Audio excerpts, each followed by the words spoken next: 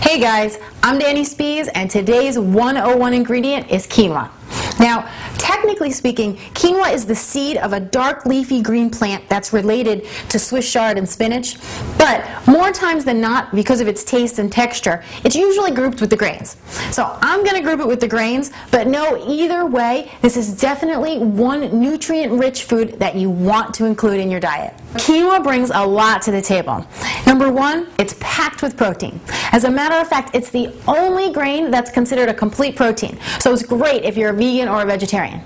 Number two, it's both wheat and gluten-free. So again, it's really good if you have any type of food allergy or diet restrictions. Number three, really low on the glycemic index. Now all that means is that it's not going to spike your blood sugar levels. It enters the bloodstream at a nice even rate, which helps us to stay full longer. I like that one. Number four, fiber. Now you guys know how I feel about fiber, right? We don't have to have a whole poop talk again, do we? And number five, it's just packed with tons of vitamins and minerals. It's got potassium, magnesium, iron. I mean, in a nutshell, it is a nutrient powerhouse.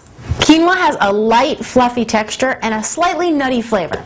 It comes in a variety of colors, but more times than not, you're going to see in either red or ivory.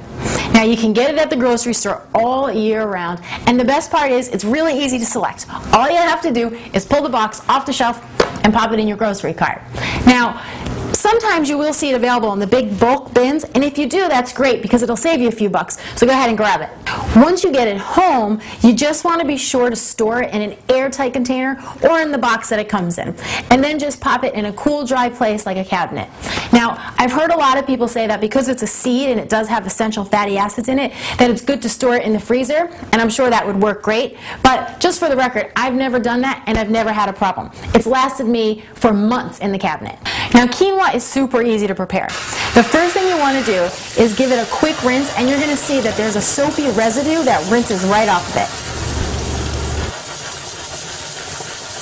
Now from here, you cook it just like you would rice. Quinoa is 2 parts water to 1 part quinoa. So I've got 2 cups of water into the pot and 1 cup of quinoa. We'll give it a pinch of salt. Then I'm just going to bring my heat up to high and let the whole thing come to a boil.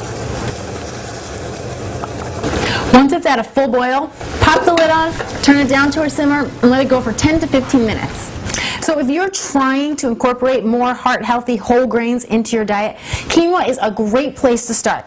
Cooks up faster than most other grains, it's really easy to digest, and you can easily sub it in any place you would use rice or couscous.